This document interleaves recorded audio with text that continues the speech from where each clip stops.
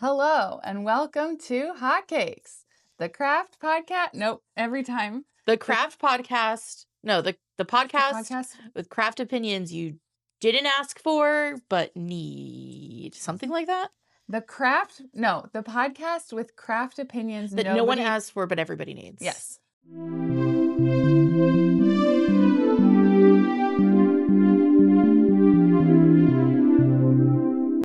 You got it. Welcome. One of these days we're going to get it right. I'm Jules from Juliette Pécaut Designs.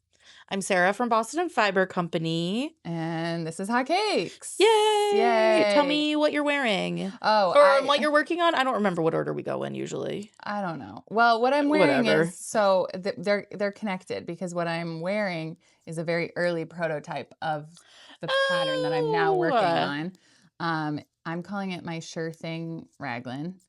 And this is made in the Perfect Blend yarn and tea shop, Alpaca. Yeah. That I got at Rhinebeck a couple years ago. Or not at Rhinebeck, but like when we went to Rhinebeck. Yeah. Yeah. What are you wearing / working on?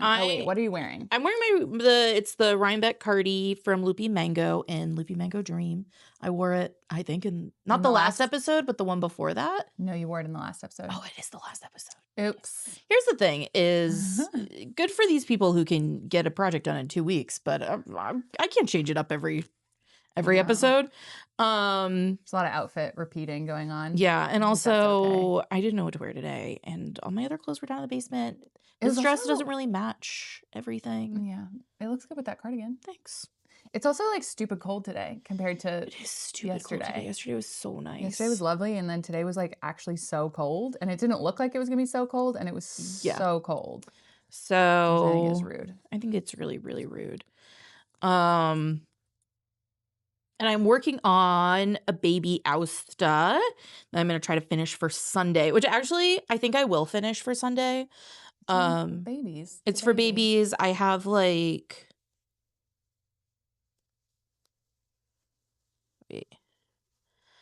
I have like 8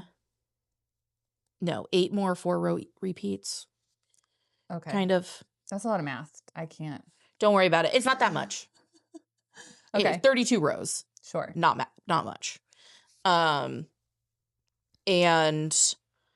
it's in the yarn. What's your yarn? What yarn are you using? Oh, I haven't even talked about what I'm doing. You finish yours and then I'll... Oh, so it's Shirsty Cat Designs. I got it at Rhinebeck like 2 or 3 years ago. It was going to be part of a bigger project, and then I gave up on that project. Nice. And then I'm using it for this, and it's cute. It's got like a little, do you see like the little sparkle in it? I don't know. Can you see it in the camera? No, you absolutely cannot. No, it's like tiny. It's a really like low percentage, but I feel like it's kind of fun. It's cute. I like that. It's very fun colors. Yeah. And it's the 6-month size, but my gauge has been kind of big lately. Is that how big 6-month olds are? They kind of are though. They have big torsos. I don't know how big babies heads. Are. They do have big heads. And then like weird lumpy legs and arms because they can't they have like no muscle tone. Right. But so it's for a baby that's not born yet. But she's going to be born in May, and how much knitwear is she going to wear? Yeah. As a newborn. So 6-month size, that'll fit. Cute. Longer. Yeah. Cute. So I'm working on finally my real version of my Thing Raglan that I actually I knit the first prototype, I guess, like 3 years ago. Yeah. But then there were things about it I didn't like, and I was like, I'm going to change it. And then I knit this one, but I was also like, there's still things about it that I don't like. So then I'm finally doing I've been like, I don't know what, waiting for the right yarn or something. I don't know what I've been doing, but, this yarn is, Mota from Wooldreamers. Ooh. Which is, they're 100% Spanish wool. Ooh. It's really nice. It is really nice. I don't know what this colorway is called. It looks like logwood, right? It's color 605. Is that what logwood looks like, right? Or am I getting logwood and cochineal confused? This could be logwood and cochineal, but they don't use natural dyes, do they? Oh, I don't think so, but it looks like that same color. Oh. Is that what it's called? No. I'm saying it looks like that. No, never mind. I understand. Don't worry about it. Oh, shit. It's purple. Did you just drop? No, am I doing too many? Sorry. No, I'm good. Today's a fun day. We're both Today's a really fun I'm a day. little out of And it. to a workout class this morning, and it was really hard. Sorry. I'm so distracted. Okay. It's Mota from Wooldreamers, and I actually got this yarn, I think 2 years ago. Bea gave it to me at H&H. Oh, nice. And then I had it in my head I was going to do something like cabled or something. I was going to do something complicated, but I just never got around to it. And then finally I was like, wait, I need a DK for this. And this is a DK, and I had it, and I was like, why not just use it? So why not? Hopefully I'll finish it and maybe bring it to H&H this year. And show it off. Sorry, Bea. Yeah, so that's what I'm working on. Nice. Yeah. Okay. You want to get into it? This is going to be a fun episode. Yes. Okay, here's the thing. It's going to be a fun episode. So our topic, okay, here is the hot take, is that I think, 1, you should not monetize your hobby. Don't monetize your hobby. 2, a side hustle is a lie of capitalism. Yes. And so I think generally this episode is going to be about monetizing your hobbies and also kind of about capitalism. Yeah. Because I think everything's about capitalism. Yes. Everything's about capitalism. I feel like everything we talk about is kind of rooted in a disdain for capitalism. Yes. And I don't know. We all got to live. Yeah. We got to pay our bills. Pay our bills. We all live in a capitalist society. Yeah, there's no way to really escape that. Yeah. So, do it that way you will. I also think that probably, so the hot take is don't monetize your hobby, but the reality of the situation is, like, do it if you want to. Who cares? Yeah. And I don't think this should be I don't want to scare people away from monetizing their hobby. No. But I also think that, like, as a person who's, like, knit all my life, and I'm sure you hear this too, is that people are like, oh, you should sell. Yeah. You should sell that. Yeah. Which is kind of what you do more than me, but you don't really sell garments. I don't sell things that I've hand knit. Yeah. And I don't even take commissions anymore. I took commissions for like a hot second, and then I was awful. Like, this is horrible. So I wanted to start with, because I think I have not turned a hobby into a business. Specifically with knitting. Knitting is not my business. Right. Like, I make money off of knitters. Right. I sell to knitters and crocheters, but I don't make money from my knitting. Well, and like knitting is sort of part of your business, but in it's that really, you're like, oh, I'm like using my yarn to showcase my yarn, but it's not. Yeah. I don't make samples for the store. No. Like, I don't knit for profit. No. Which, like, intentionally, because I have done some commissions and it's horrible. I don't think, for number one, I'm not a good enough knitter. For commission, it's just a lot. But I want you to talk about your process, because I feel like you are a lot more hobby into business. Yes. So I definitely did turn my hobby into a business. Yeah. Oops. It kind of happened a little bit accidentally. In that I started I did this backwards to how a lot of designers do it, is a lot of designers will start off knitting things and selling the actual things. And then they start writing patterns because they're like, that's much more scalable. Yeah. I did it the other way around. I started selling patterns because I was traveling a lot and living abroad, and I couldn't have like an inventory. Yeah. I was like living out of a suitcase. And so I was designing patterns and publishing the patterns. And then I started there's more money to be made selling finished objects. So I started doing that. And it kind of just kept growing. And it got to the point where I was like, I was working a retail job, which wasn't great for my health. And then I also just, like, in general, don't love being employed. Yeah. I'm not a great employee. I'm not like... You don't like retail. I don't like retail, and I like being in charge of my own schedule, my own time, my own whatever. So the more I just sort of, it was just a gradual shift. Like, my business just started making up like a bigger percentage of my income. until finally I was just like, oh, I could just quit my retail job Yeah. and do the business full time. And so I just started doing that. And for the first couple years of being full time, it was like, well, and I'm still working on it. I'm getting better at it. I didn't have any other hobbies. Like Yeah. I didn't do any cross stitch. I didn't do any sewing. I didn't do any, like, I just didn't do any of my other like crafty hobbies. And that was not good. Yeah.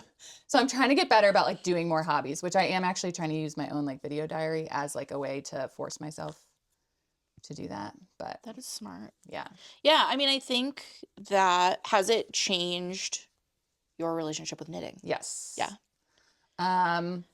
Yes, definitely. Like there are, on the one hand, I design like for myself, like things I want to wear, but I also like everything I knit is something I think is going to sell.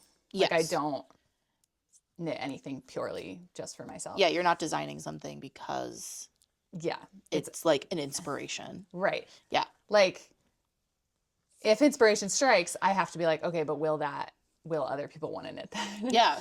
And I also very, very rarely knit other people's patterns like for myself, which is also kind of sad to me because there's a lot of really good patterns out there and there's a lot of things I want to knit. Mm-hmm. But I think like over the last 2 years, I've started 2 projects using other people's patterns. I haven't even finished them. Yeah. Yeah.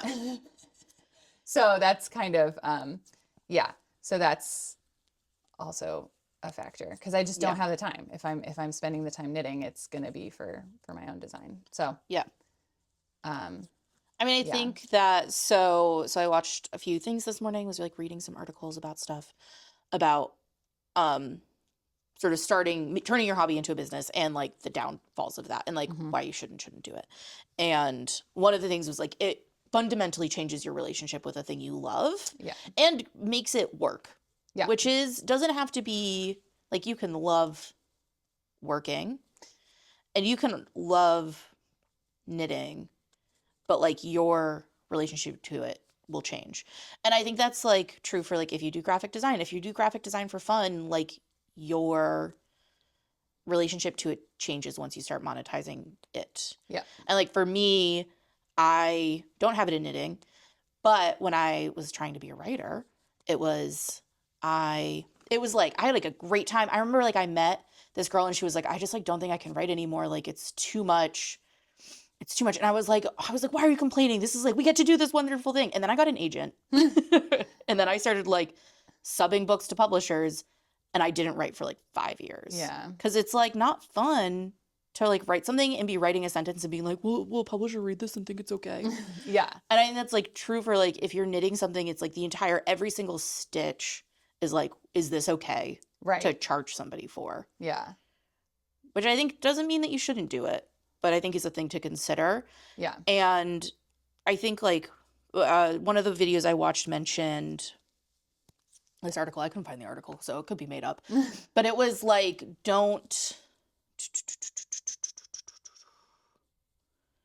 going to read it. It's don't kill the butterflies. So if you're like a person who loves butterflies, but the only thing you do is kill them and pin them and put them on your wall, then you kind of like lose the actual beauty of a butterfly is like seeing it flying around.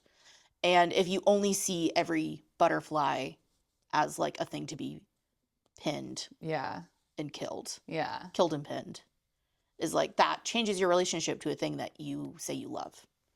Interesting. Yeah. That's a fun analogy. I thought it was a great analogy. And then I guess like in turning your hobby into a business, like the work that you do becomes like, instead of doing your hobby 100%, you're doing your hobby like 20% and 80% is running a business. Yes. That's the other thing is I think people don't realize how much admin there is for running a business. Yeah. Because like it's fine if you're like, oh, I make stickers and sell them to my friends. Right. Or I make hats for my friends and like my friends pay me for socks or whatever. But if you're actually trying to like, if you're actually trying to make money off of it, grow a there's sustainable like, business. yeah, there's taxes, marketing, there's like permitting, there's insurance, there's employees once you get to that level, there's paying yourself. There's so much that goes into it. There's like marketing, dealing with customers. I mean, like I probably spend at least an hour every day just answering emails. Oh yeah. Yep. And then like by the time I get home, I'm like, well, I don't ever want to knit again. I just want to like lie face down. Yeah. I think a lot of people, like people will say that to me still, like when they ask like what I do, and they're like, oh my God, you just like knit for a living? And I was like, well, I mean, yes, but like, then they're like, oh, that's my dream job. Like you're just knitting all day. And I was like, oh, yeah, no. I know. It's always like, I think people mean it really nicely. Yes. Yeah. And like, I've been in here and I get to sit and knit sometimes in the store, but I don't knit a lot at work. Yeah. Today I'm knitting all day because I'm going to finish this. Yeah. And I got all my other stuff done. When people come in and they're like, oh, you can just like knit all day. And it's like, not really. Like you just caught me knitting. Right. But I actually can't knit all day. And also like, I'm not knitting all day. I'm literally talking to you right now, trying to sell you things. And like, yeah, that's the thing is like, there are some days where I don't even pick up my needles until like 7 p.m., 8 p.m., like after dinner when I'm sitting down in front of the TV. Yeah. And it's also like, I'm done for the day. I'm sitting down in front of the TV. But you're also still working. Yeah. I mean, like, I like check our Instagram at night. I check emails at night, which is like, I need better boundaries than that. But like, if I am like talking, like if I'm like FaceTime with a friend and then I see like an email come in that I need to answer, like that takes priority over other things. I think it's just like really hard to run a business. It's very hard. And I think, but I think don't do it unless you really want to do it. Yeah, I think the people that it works for like business. Like I like business and I like retail. Like I like this. Yeah. Yeah. And I love like data and like data analytics, which a lot of business is data. And I don't like that, but I do like feeling so busy and like. But I think, and you don't have to like every aspect of business, but like, I don't love the customer service part of it because I'm bad at talking to people. But I think, if you want to actually run a business, then you have to like business. Yes. You can't run a business based on your hobby if you just like the hobby. Yeah. Because then it's a hobby. Just do the hobby. Don't turn it into a business unless you like actually really want to run a business. Mm-hmm. And not just do your hobby. Like, don't think of it as like, oh, I get to do my hobby all day. No, you're running a business that is focused on your hobby. Like, it's that's how I think people should think about it if they are thinking about monetizing their hobby. Yes. Like if you are your turn, like you have to be into the other stuff. I think the other thing too is people think it won't feel like a job, and it does. It absolutely feels like a job. Like it is sometimes as soul crushing as like other jobs I've had. Sometimes even more. Yeah. And also like maybe more because it's like, oh, my whole heart went into this thing and you don't like it versus like if I, stacked mugs wrong at Anthro, it didn't crush my soul. Yeah. I mean, maybe it did a little bit, but like not really. Yeah. Yeah. Yeah, it is. It's so personal. You put so much of yourself into your work. So you do have to be prepared for that. Yeah. Yeah.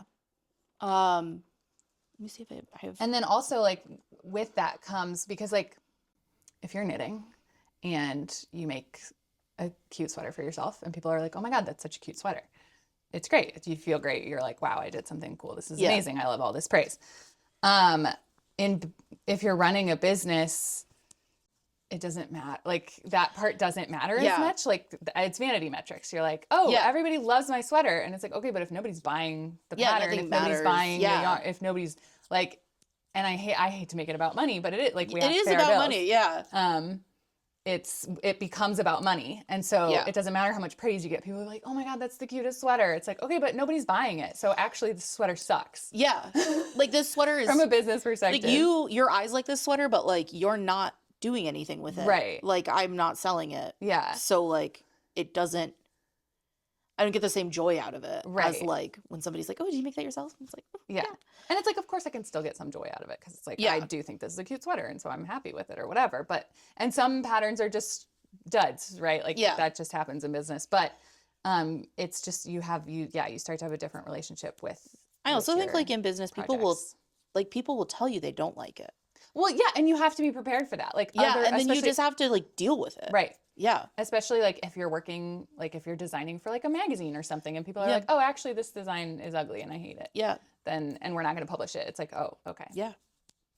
Or like we've had yarns that we've dyed for the store and like I don't do the dyeing, but I like pick the colors and like approve them. And then we've gotten them in and like people don't buy certain colors. And it's like I spent a lot of time thinking about this and like love it. And then nobody's buying it. Or like we had another colorway that somebody was like, they were like, that looks crazy. And I like, they were like, there's just too much going on. Like our Kudos Mama colorway from the Pride collection. Oh, yeah. Which is one of my favorites and actually does really well. But it's like, you have to deal with like people coming in. Yeah. And yelling at you. Yeah.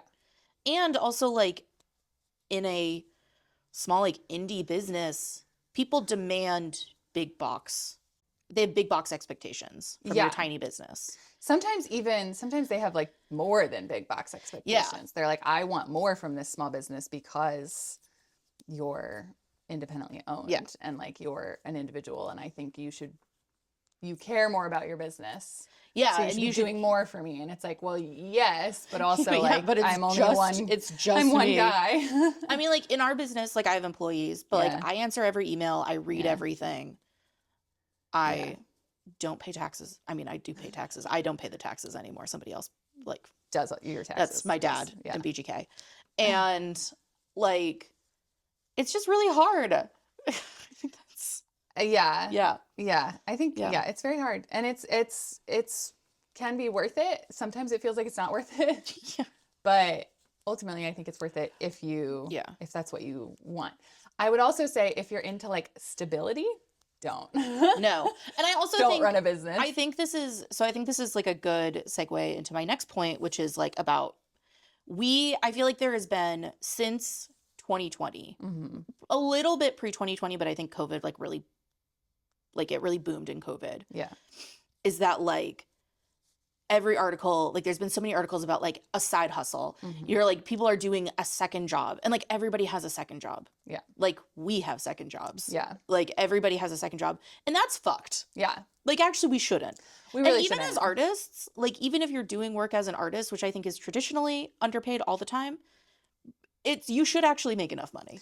Yeah, that's another crazy thing is I just started a job actually. Yeah. A part-time job. And like I have another part-time job. I'm still writing. Yeah. Trying to get published. Like we're just always hustling. Yeah. And it sucks. And like I've been teaching and like doing all this stuff. And like there is a lot of privilege. Like I have been able to do this because like I live with my parents and like didn't pay rent for a long time and like borrow a car from my dad and all this stuff. Yeah. And like, so I've been like privileged to get to do this, but also I've just started paying myself like a salary this year from the business. And we're in our 4th year. Yeah.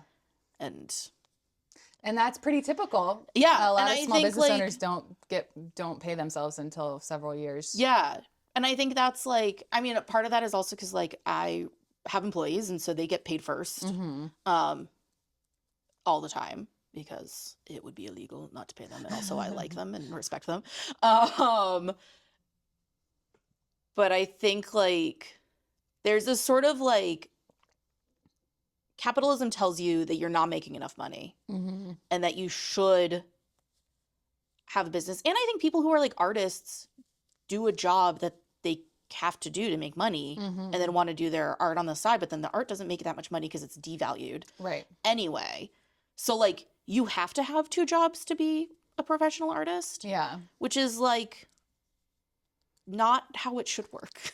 No. Is it Ireland that they did like a trial run of like giving artists like a stipend? Yeah. And I think like there are other countries that do that. Like I know like other countries have like really great like grants for like writers. Like I've met at like conferences and like workshops and stuff like writers from other countries who like had their flights paid for. And like writers who are like not published just like me, like not like, or people who are like pre-published, you know, like it's not just like the most successful people. It's like you get a grant to fly to California to go to a thing and like I pay out of pocket. Yeah. And I think that's like the difference too between living here Well, and yeah. And it's also probably good to note that we do live in like one of the most expensive Most places expensive to live cities in the country. in America. The greater Boston area is extremely expensive, and for certain things. But I so won't like, give up my mass health no, to live somewhere else. I do love my mass health. Yeah, if you're running your own business, you live in Massachusetts. No, I think like, and for selling like physical objects, like when I'm selling beanies or something at a market, I can charge Boston prices for those because I'm in Boston. Yeah, so there's also a difference. And for things that I'm selling online, and even like yarn to some extent, there's kind of a set price. Yeah, there's a standard. You can't really. I mean, you can go. Yeah, you can make some changes. There's some variation there. But you can't really charge more than like $10 for a knitting pattern. Yeah, and you can't charge. People know how much yarn is worth. Like in yarn, like I know there are stores that do like a comparable, like a markup for like where they are. Yeah. But like I've tried to do that and it's failed. And like we can sell more expensive yarn because we're in Boston and we're in the South End. I feel like some of the biggest complaints we get is that we're too expensive, which I hate. That's crazy too, because you actually have some very affordable yarns. We have some really affordable yarns. And I also like, I understand that it's too expensive, but like we're in the South End, we're in Boston, we're a small business. I got to pay rent. Well, and people are comparing you to like Michael's. Yeah. They're not comparing you to other indie yarn shops. Because I think we're on the same level. Yeah. Yeah. Like I think like the stuff that we sell here that you would also get at like Stitch House or Tight Knit or Unruly Stitch. I'm trying to think of who else is nearby. Newberry Yarns that just opened, Gather Here. We're charging all the same prices. Yeah. Like we pay the same prices for stuff. We're charging the same price. And there's like not that much of a margin on yarn. No. Like I don't make that much money on yarn. I mean, like we do, it drives the business, but like it also like doesn't, we don't have a huge, it's like a small markup. Yeah. I don't know. I think that's crazy when people complain about the prices of things when they really genuinely have no idea what things cost. I'm like, okay, I know that skein of 100% cashmere is $50, but it's a skein of 100%. It's 100% cashmere. I paid $25 for it. Yeah. And I do think, and this is the fault of like fast fashion. Yes. Being like, oh, you can get like. I mean, this is the fault of capitalism. Just capitalism in general. Yeah. People just like really do not understand yeah. the value and also making things. And also with the yarn, I think people are like, oh, well, that's yarn. It's raw material. It's not raw material. No. You have to shear the sheep. You have to there's scour so much the that wool. goes into you have to card the wool. You have to spin the wool. You have to dye the wool. Like you have to clean it. You have to dye it. You have to like so many market it. Like we're buying it from companies that are marketing it. Right. They're paying a staff. Exactly. I mean, maybe not everybody's paying a staff, but like. But a lot of places are. Yeah. And Zula is like, even if it's a tiny staff, they're paying their staff. Yeah. And so I think like that's part of it too. People are like, oh, well, like, you know, if you think of it as like the materials, it's like, well, it's the materials for you. Yeah. So I think that's also part of it is that we have so much stuff. And actually that comes back to the yarn. That comes back to like our first episode where we're like, you don't need that much yarn. And I think, so some of the feedback we got on that first episode that I got like one-on-one from people, I don't think it was like in the responses to the episode, but I had a few people be like, well, what do you, like if people aren't buying huge amounts of yarn, like don't you want people to do that? And like, I actually don't make money off of those people. Well, like most of them don't shop here because it's expensive. Yeah. And like when people buy like my customers spend an average, I think our average sale is like, depending on the season, right now it's low because it's the spring. Mm-hmm. But it ranges between like $40 and $60, which is 2 skeins of yarn. Yeah. That's your average order? That's our average order value. So like realistically, you don't actually make, like if you're a business that's only making money off of these people like binge shopping. Yeah. Then that's how you're making money, but that's not how I make money. And I don't think that's how like people super sustainable. No. And also like if somebody comes in once a year, drops $500 and then I only see them once a year, that's $500 a year, which is great. But like $500 doesn't touch anything. Mm-mm. Yeah. Like that we'll spend another $1,000 on yarn then. Right. Yeah. Like that's kind of it. Yeah. That's very true. It does it because it sounds Yeah. being like anti-consumption Yeah. when you're like a Running a product-based business. And like I do want to make money. Yeah. Like I want to buy a home. Like I Yeah. want to do stuff. It sounds kind of insane, but it is Yeah. true. It's just like I really don't want. And I actually, so at the last at the Boston Public Market, I was like de-influencing people. I was like, don't buy that. Like, don't buy this product from me. Because people would ask, like, I didn't have any of my Learn to Knit kits. I only had my like, intermediate kits. And so somebody was asking about the sock kits, and they were like, oh, I'm like trying to learn to knit. And I was like, okay, like, don't buy that. Yeah. I was think like, that's fair, take my like, card and learn to knit and come back and get a kit later. But I was like, don't buy that right now because, and they were like joking. They were like, oh, you're a terrible salesperson. Like you're telling me not to buy something. And I was like, no, but seriously, because like if you buy that, I'll make $36 right now. Yeah. But then you're going to be mad at me. You're never going to knit this pattern. Repeat customer. You're never going to buy any of my patterns again. You're never going to buy any of my products again. You're never going to tell people about me. Like that's not how you build a sustainable business, by like tricking people into being like, oh yeah, that's a beginner pattern. Like who does that serve? Nobody. And I think there are like in the knitting world, knitting, crochet, the yarn world, there are like we have these big festivals, and like I love festivals. I run a festival. Mm-hmm. You've ended a lot of festivals. Like I really like them. And I think that people think that I think the outside perspective is that people shop when they're crazy shopping, like binge shopping, they're shopping like they do at festivals. Yeah. Which is not true because people go to like 4 festivals a year. Maybe. That's stretching it. I feel like people will maybe even just go to one or two. I feel like in Boston there's a lot couple. In Boston. You're right. Yeah. But like realistically, maybe you're going to one festival. I mean, like I didn't even start going to Rhinebeck until I started. Yeah. Maybe I worked at Beat and Fiber, but like I didn't go to a single festival until then.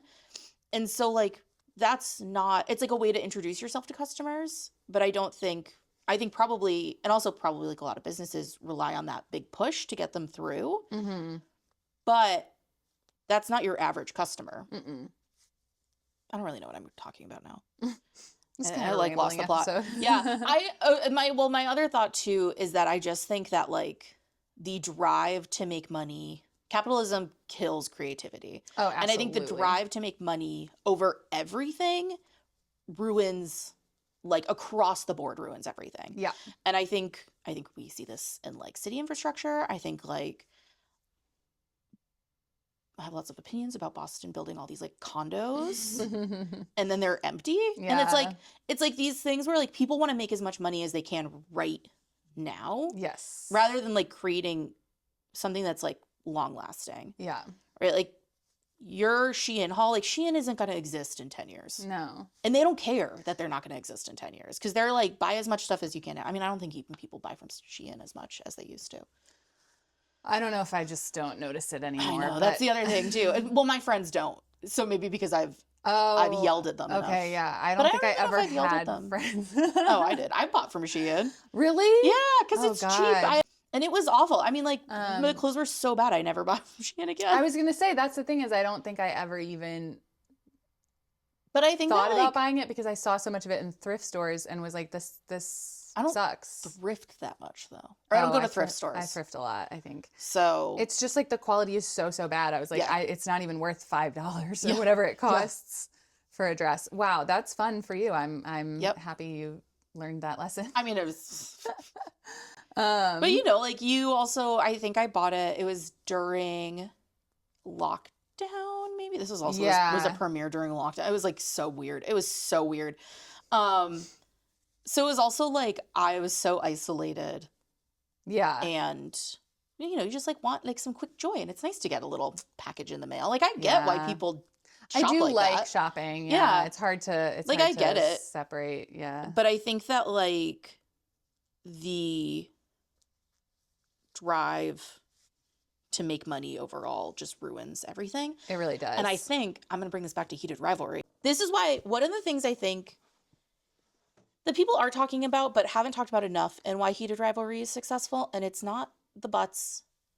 I mean, I think the butts help. The butts help a lot. The butts are great. The yearning is great. The people are wonderful to look at.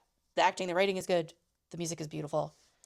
what I think has been really successful about it, it is something made by people who are like passionate about it. Yes. And didn't expect to make money off of it. Yes. And didn't take money and make changes because they got money. Yeah. And I think that is allowed by Canada. Yes. And not necessarily here. Right. Like to have that quality.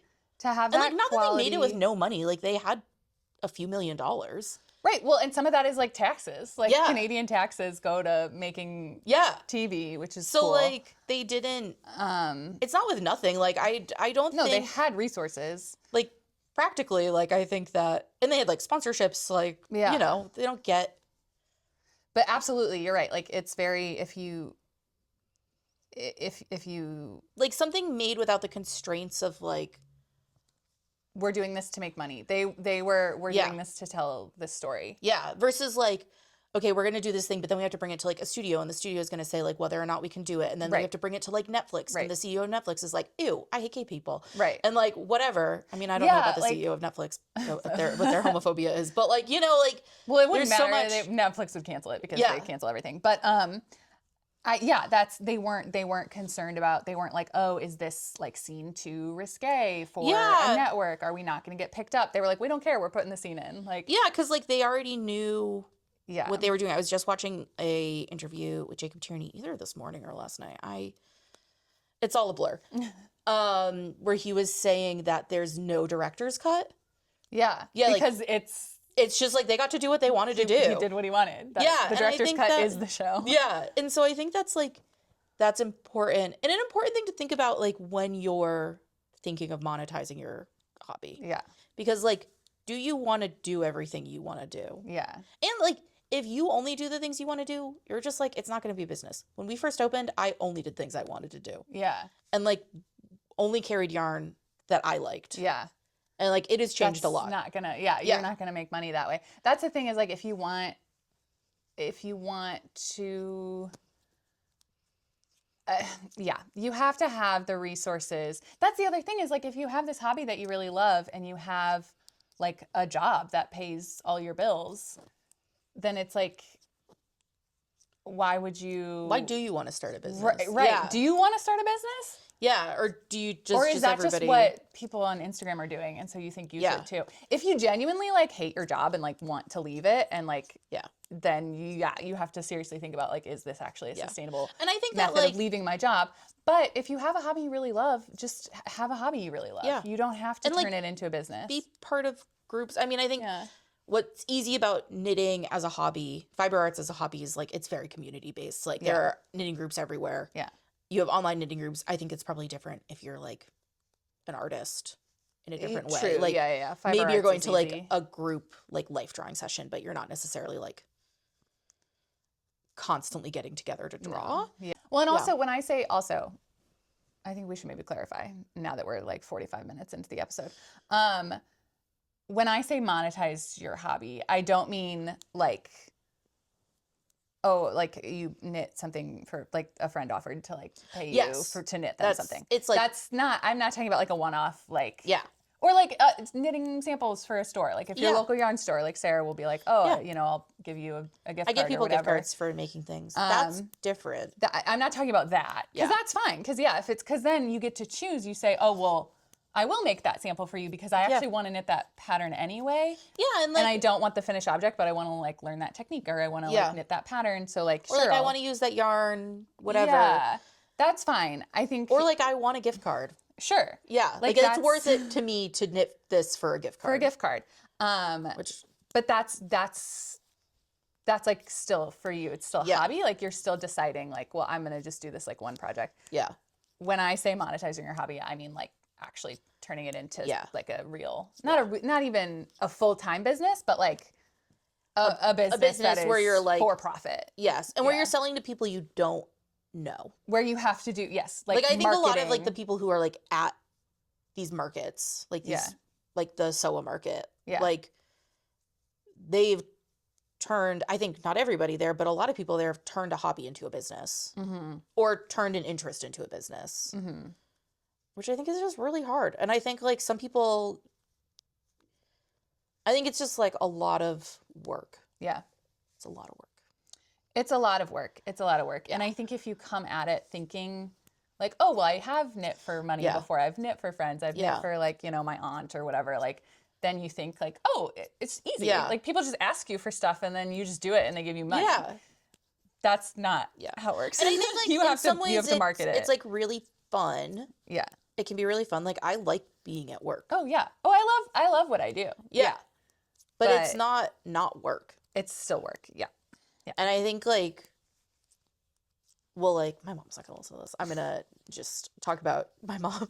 So like Hi, when I Mom. first started, I would complain about how hard it was all the time. And my mom was like, well, then why are you doing it? Yeah. And I was like, okay. Thanks, Mom. Like my job, I was like, when you complain about your job, I don't go, well, why are you doing it? Yeah. Like everybody complains about their job. And I think there's like an Yes. outside perspective that like you shouldn't complain about your job if you're doing something that they perceive as fun. Yes. And like it is fun. Like I love, like when the store is busy, it is like, I've never been happier. Yeah. But that's like not my everyday. Yeah. And it wouldn't be even if it was busy every day, because I still do all the other stuff. Right. That's so valid. And I also experienced that when I went full time with my business.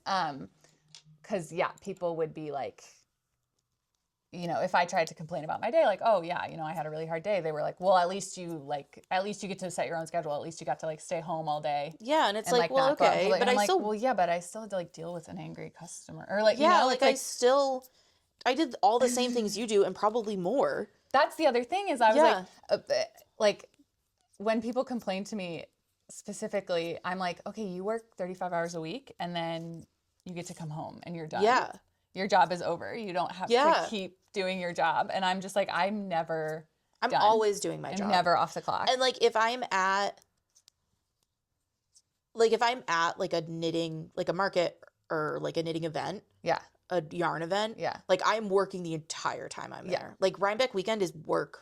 Yes, even if you're not vending, it's work the entire weekend. Working, you are still, because also as indie businesses, we are the faces of our business. Yeah, and so people know us. So you have to be representative. You have to be constantly marketing yourself. And like constantly like networking and like being nice. Like I'm not gonna be like, if I'm waiting in line at Rhinebeck. Yeah. I had this happen where I was waiting in line and I was so tired. Yeah. And I was like miserable. And then this person came up to me and they were like, oh my God, I go to your store, blah, blah, blah. Yeah. And like, I have to be, and like, I am delighted to meet them. Yes. Like this was not a bad interaction. It was like lovely, but I'm grumpy. Right. But you can't be grumpy because you're still the face of your business. Yeah. You have to put on your customer service face. Yeah.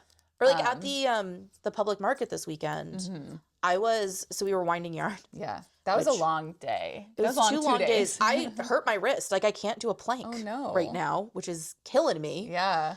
But anyway, that was like physical labor. And like I had help. Yeah. And lots of friends coming to visit. But I was like grumpy. I was mad for parts of it. Yeah. And like I just have to be nice to everybody. And I think like some people I wasn't as nice to. Well, if somebody's not being respectful to you, then you get to be. Yeah. But no, I think some people would just come up and be like, what are you doing? I'd be like, fuck off. Well, okay, but those people aren't probably not your customers. No, they weren't. Because that's the other thing is like at the public market, you have so many people there's just random people who aren't there for the yarn, so it is funny. But it's just like exhausting. I was so tired that weekend, and I had such a bad headache, especially the second day. I was not feeling well, and I felt so bad because people would like come in and I'd be like, "Hi, welcome." It was so funny. I walked up to Erica and she was like, "I'm in a bad mood," and I went, "Me too." Yes, yeah, I did. I talked to Erica too. It was an interesting. It was a good market. It was a really good weekend. It was a really good weekend. I want to be clear about that. People were really nice. Yeah, it was a lovely weekend, but yeah, it's exhausting. It's hard. I don't think I will physically be doing the winding again. You can't. That is my takeaway. Not for the whole time. Anyway. No, I have a blister from it. Yeah. I like couldn't hold my phone. I couldn't knit for like 3 days. Oh no. Which put a real damper on. This would be done by now. I'd be on the sleeves. Yeah. But I remember I got home on Saturday night and I was trying to like text and hold my phone and I was like, my fingers won't grip it. Oh no. No, it's fine. That's now. not good. I was fine. I took a extra strength ibuprofen and I was fine. Okay. Yeah, I think I do, yeah. I think, and like at markets, I'm always sitting there knitting, and so I was knitting on my little marathon socks. Yeah. And people, I never know how to take this comment because people always comment on it, and they're like, "Oh, you're just like always knitting," and I was like, "I mean, yeah, I am always knitting." Yep, you're right. And I think like some people, I think just are like, "Oh, that's so cool that you can like talk and knit and like not look at what you're doing," and just like some. So that's nice when people say it like that. But other times people are just like, "Oh, you're so lucky that you like get to knit," and I'm like, I'm multitasking right now. Like I have to get this pattern out. Like this is my and career. I have to be at this market. Yeah, like, I'm gonna do them both at the same time. Like I don't have a choice. I wouldn't be able to get as much done if I didn't do this at the same time. Yeah.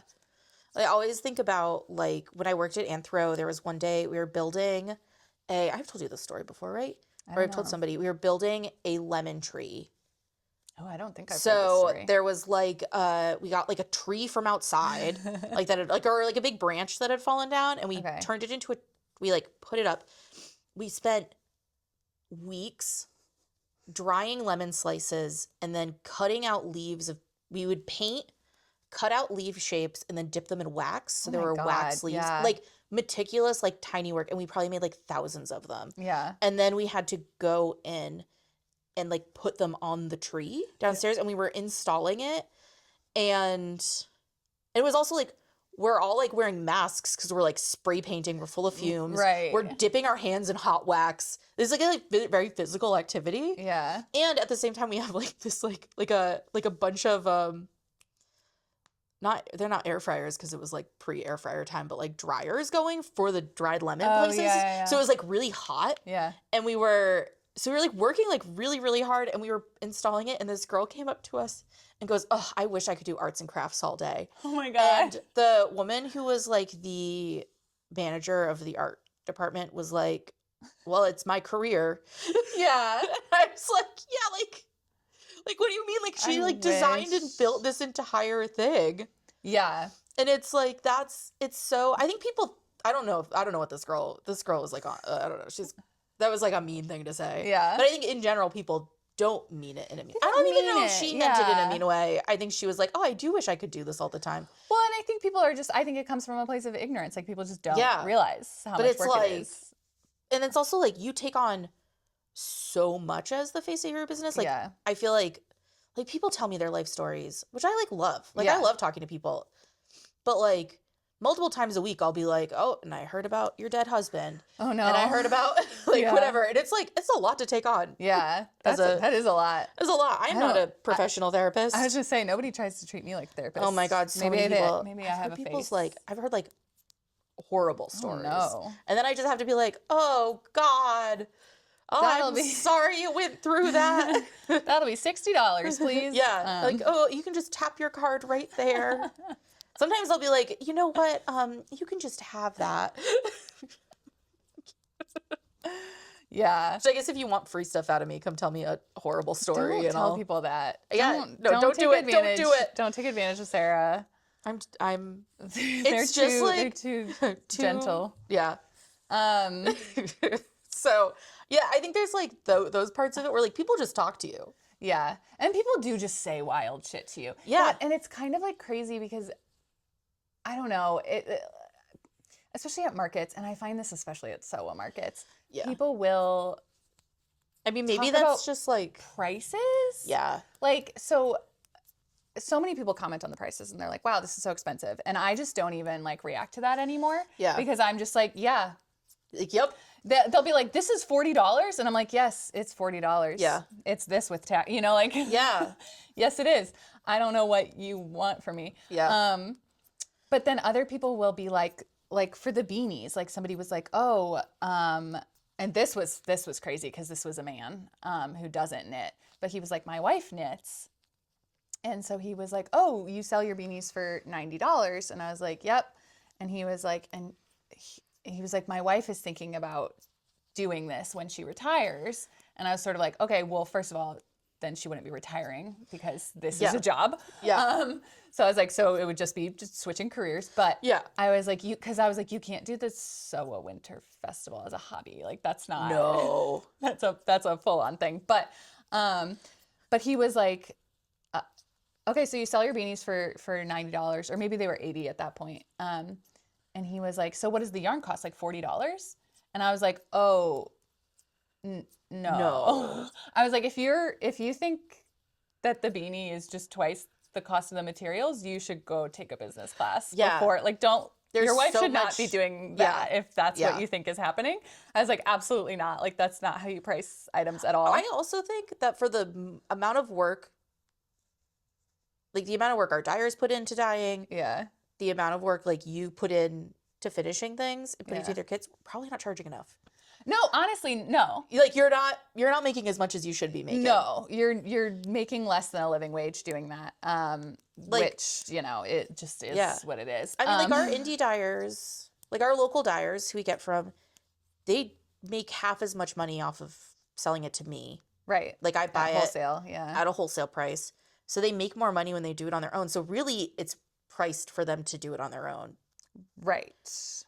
And like it's expensive. Like we buy yarn to dye for us and it's expensive. Yarn is expensive. Good yarn is expensive. Good yarn. If you're thinking about what you're buying, it's expensive. It's very expensive. And like we buy expensive yarn for the store because it's nice. Because it's nice. Yeah. And people want nice things.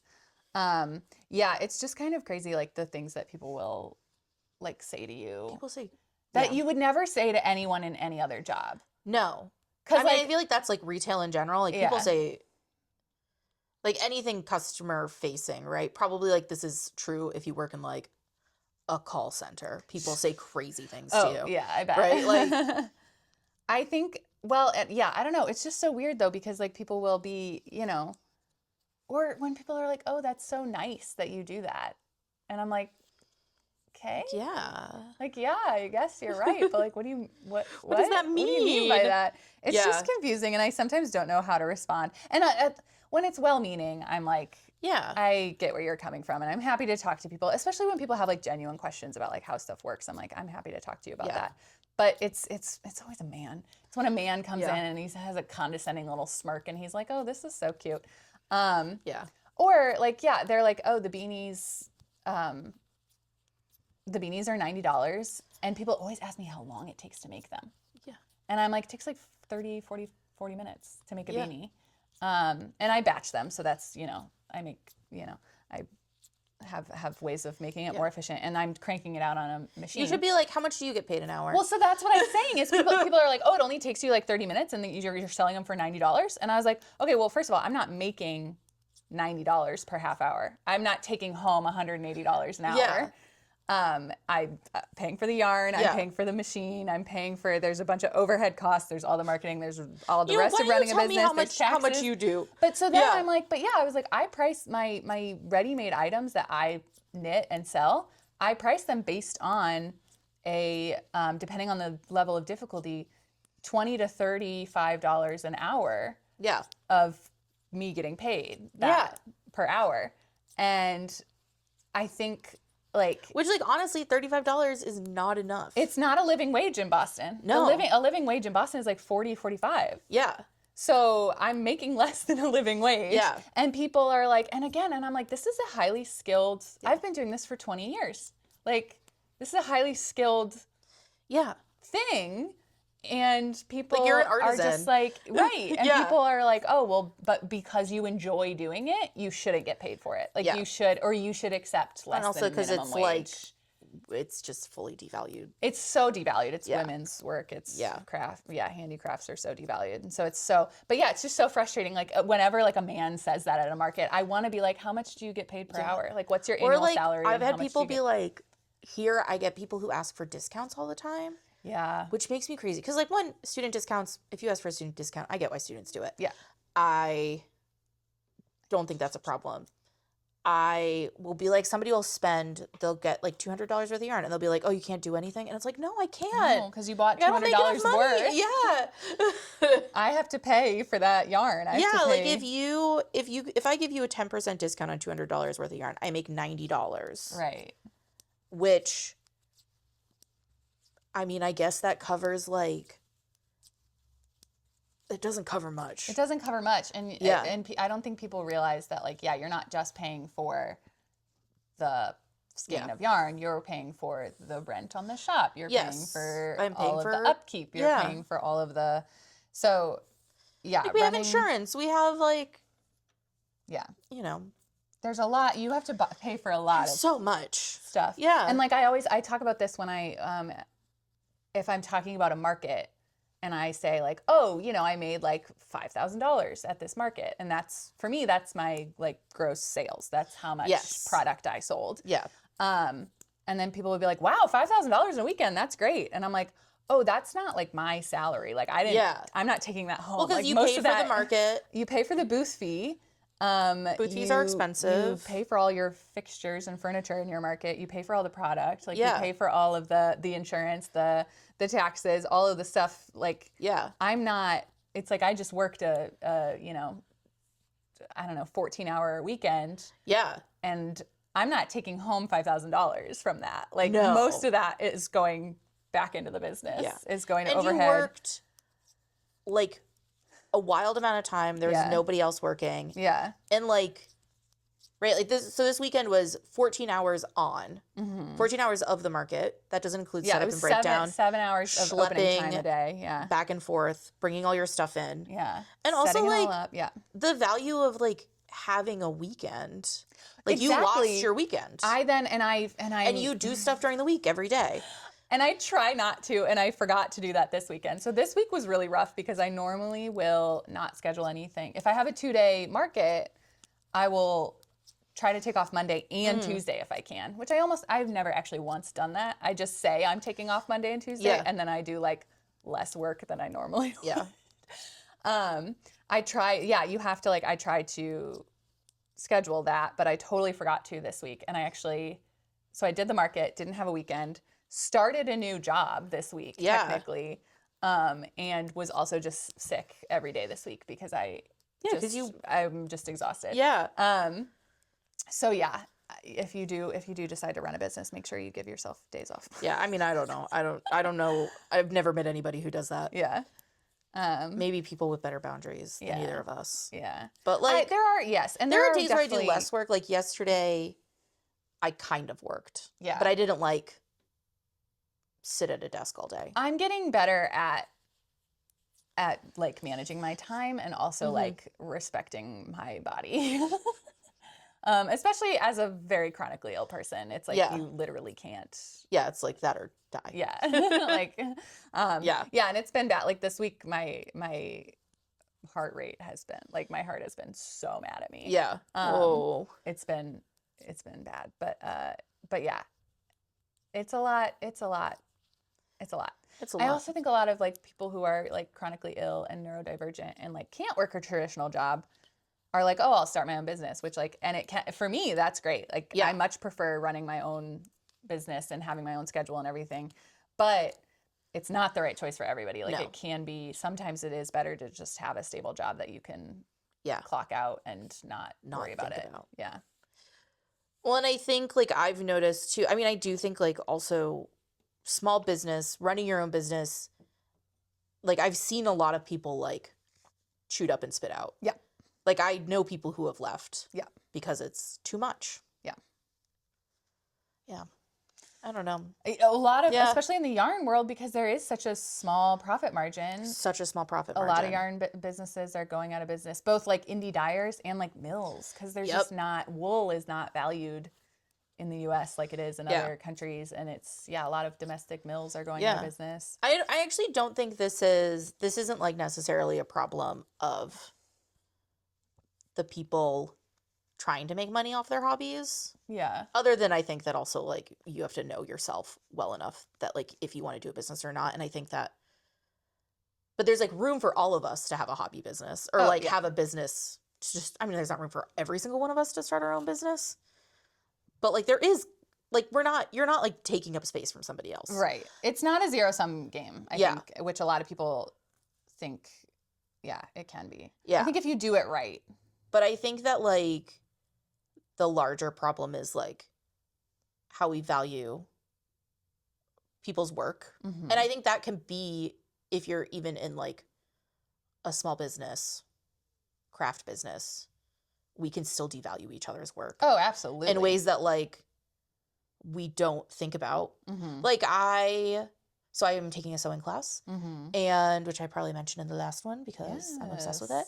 But like it was daunting to have to pay $300 for a class, but like the class is worth $300. Yes. And like They're teaching you a whole skill. They're teaching a whole skill. They're there. They like provide materials for the first class. Honestly, Yeah. they charge as much per hour as we do here, and we don't provide materials for anything. Yeah. And so like, and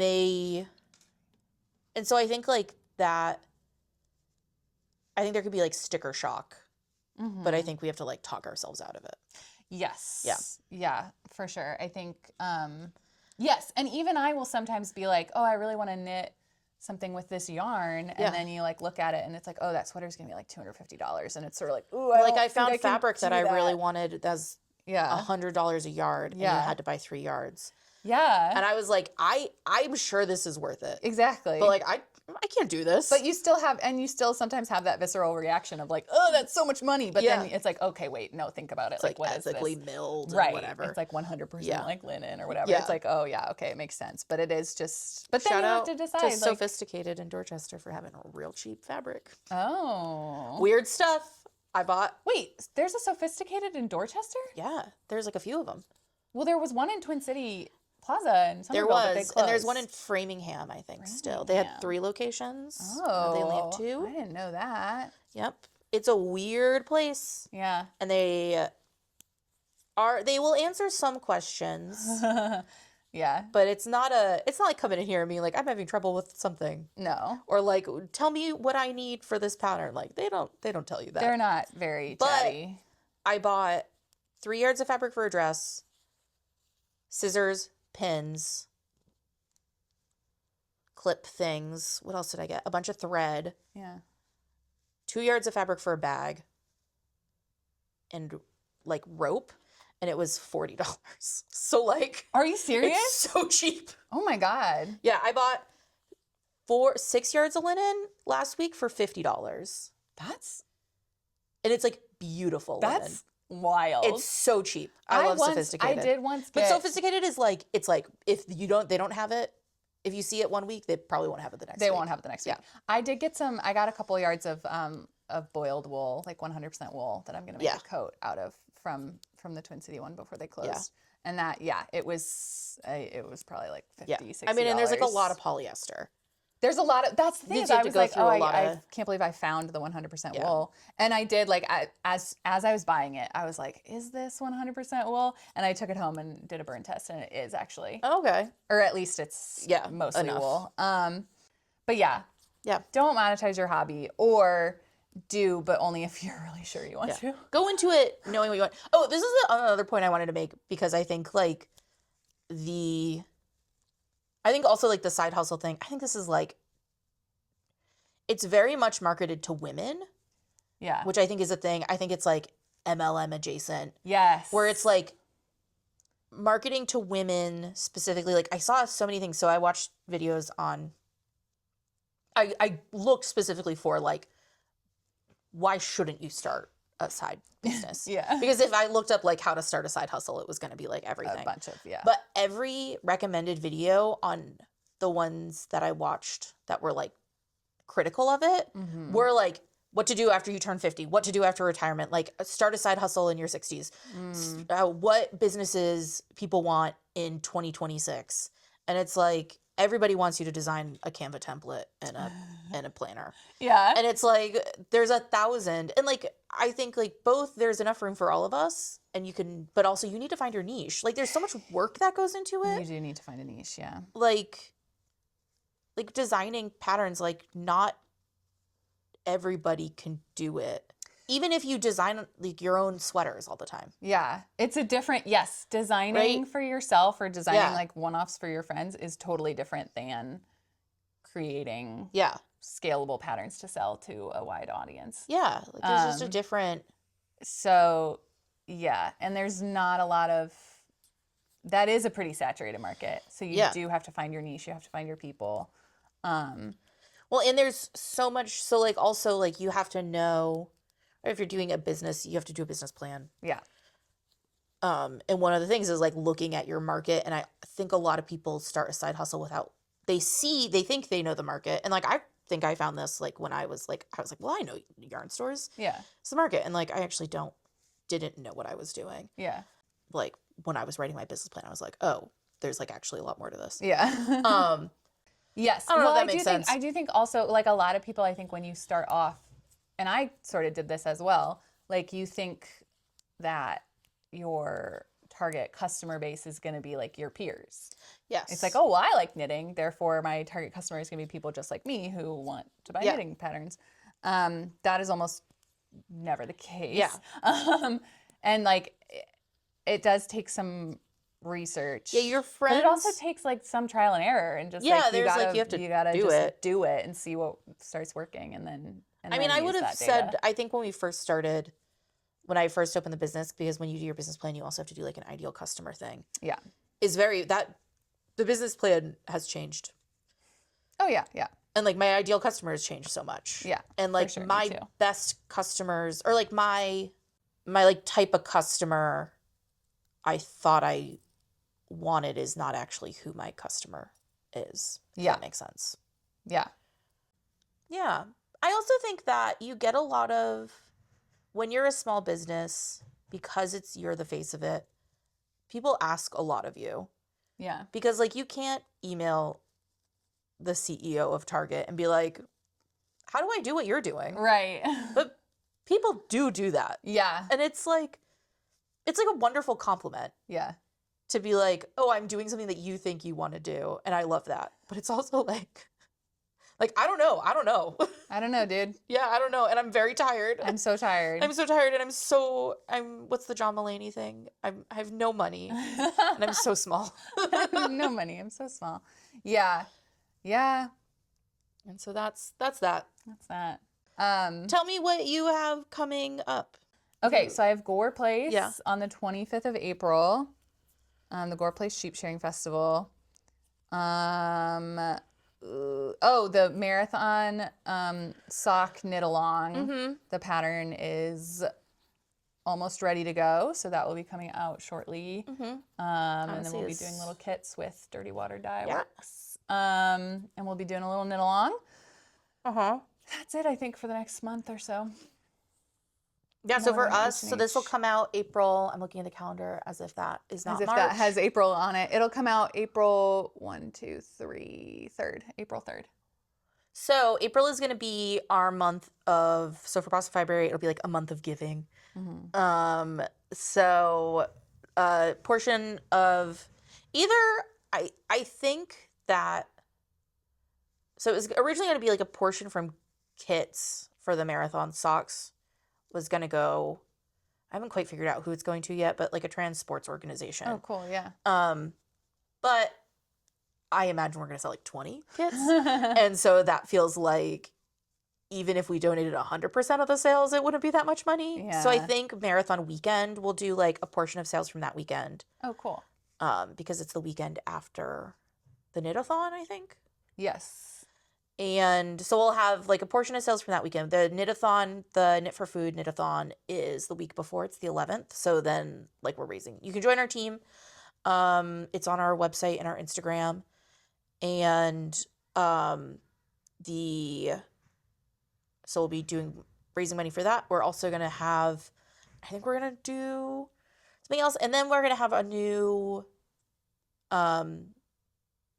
collection come out of dyed yarn. And some portion of that, sales from that, or it'll be like LYS Day weekend, which is the same weekend as Gore Place. So from both places. Yeah. Where a portion of those sales will go to something for like literacy. Cool. But I haven't quite figured out exactly who they're going to yet. Probably by the time this comes out, we'll know. There'll be by the 3rd, we'll know. Yeah. Yeah. Okay. Cool. Yeah. That's that. Amazing. I'm trying to think of anything else. Do you have a silly hot take? Oh, I'm trying to think if I have a silly hot take. I thought of one the other day. Let me look at my list of My hot take is that Market Basket is better than any other supermarket in the world, but it's also the worst place on earth. Look, if there was a Market Basket in Quincy, there's a fruit basket, fruit Fruit Center is in Milton, maybe? Ew. There's a Stop and Shop. No, the Union Square Market Basket is simultaneously the best place on earth and the worst place on earth. I believe you. Yeah. Nora did text me the other day that she was in the Market Basket in Hanover, maybe? Wow. And she was like, I'm having so much fun.